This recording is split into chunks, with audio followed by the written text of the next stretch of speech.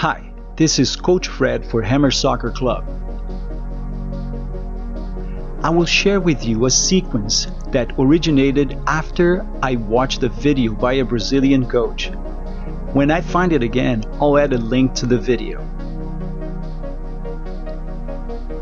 One day, while planning a practice session, that drill just popped in my head.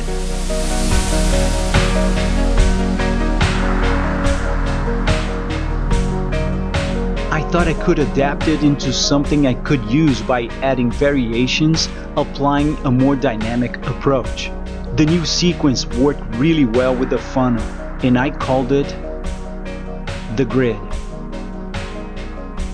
After some field testing, I ended up using the grid approach before teaching the funnel because I noticed that players became more aware of space when moving on the field, making the process of teaching the funnel a lot easier. Think of the grid as a playing system sequence on steroids that will later sync with the funnel. So let's see how you can use the grid before teaching the funnel to your players.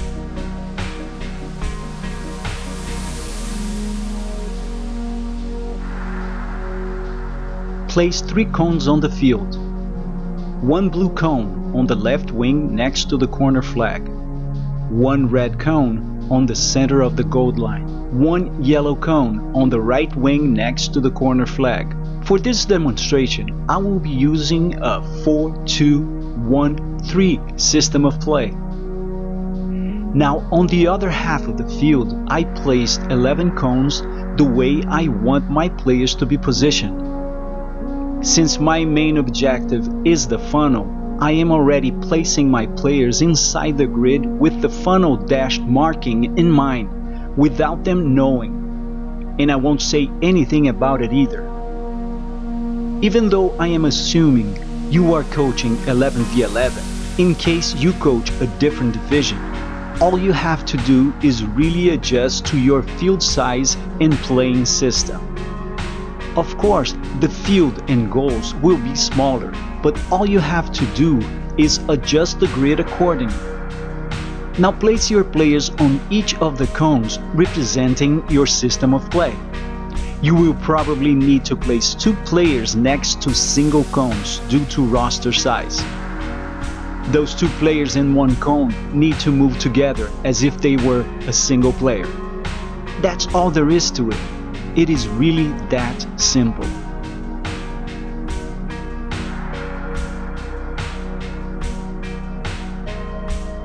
Now it's time to understand the concept of moving in a compact formation shape. The team, including the goalie, will walk at a faster pace as a block to each colored cone that the coach calls out and reset back to the home position, keeping the compact formation shape. The goalie takes part of the drill to learn the idea of playing as a sweeper when necessary. The coach should walk together with the team to make sure players are moving in a compact formation and not leaving any gaps. In case there are gaps, the coach should never stop the drill. The coach should correct the movement, shouting instructions, but never stopping the drill. Once the team does all 3 cones, blue, red, and yellow, step 2 doesn't need to be repeated, unless the coach prefers to do so.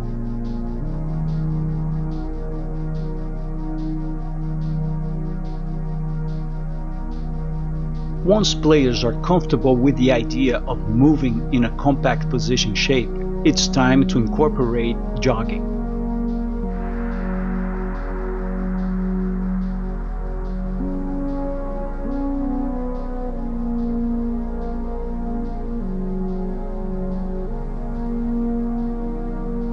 Repeat step 2, but now you and your team will be jogging to the blue, red, and yellow cones, and also jogging back to the home position.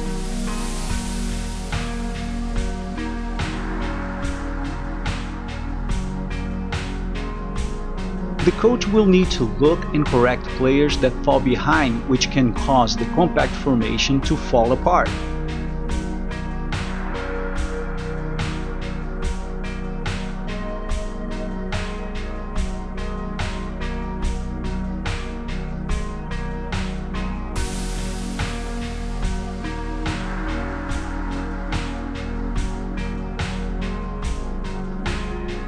Just shout out they are leaving gaps and tell them to keep the compact formation.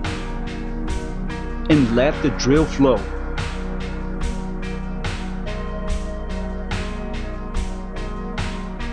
Now there's a catch to the grid. If you use the word shift instead of move, you may create a problem when you start to teach the funnel. You see, if you watch the magic of the funnel video, you know that what triggers the shift is the ball. With the grid, the blue, red, and yellow cones are there just to serve as targets and a reference to where your team will move to. With the grid, the center forward is leading the movement, but in game situations, this does not apply.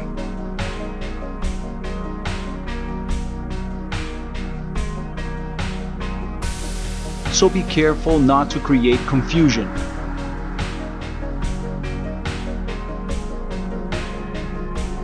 Step 4 is where the grid starts to become a lot more demanding.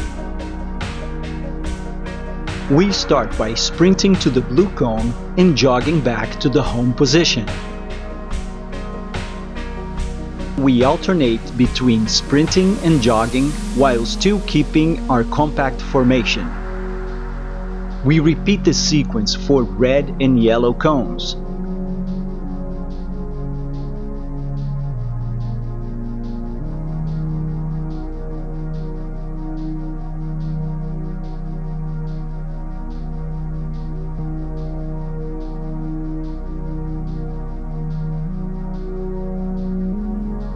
Give your players some time to recover. Let them have some water because now you will make things a lot harder.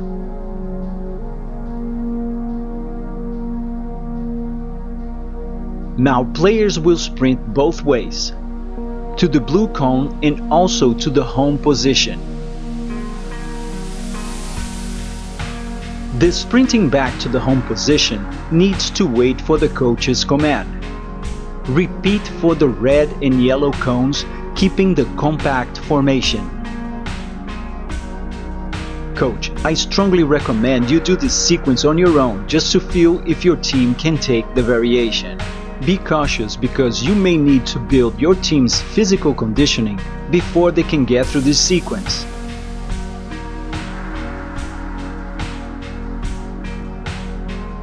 One of the most demanding things in soccer is simply dribbling the ball down the field.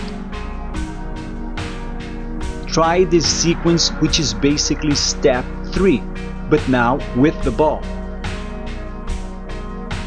You jog to the blue cone and also, when resetting to the home position, dribbling the ball and keeping the compact formation.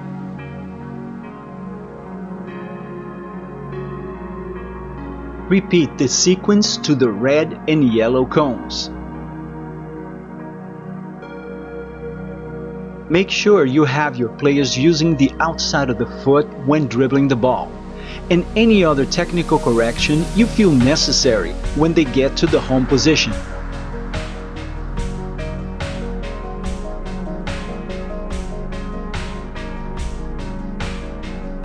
Repeat step 5, but alternate by jogging with the ball to the blue cone and sprinting back, dribbling the ball to the home position. With this drill, it may be impossible to keep the compact formation. You may achieve it by, instead of using a full sprint with the ball, you set a faster jogging speed where players can get through the sequence. Repeat for cones red and yellow. On a side note, The coach can alternate when calling a cone, just to spice things up, and that is applicable to all steps. So this is it. Just choose what steps you would like to work with your players while you prepare them for the magic of the funnel. Please don't forget to like the video and subscribe to support our channel. See you next time. Cheers!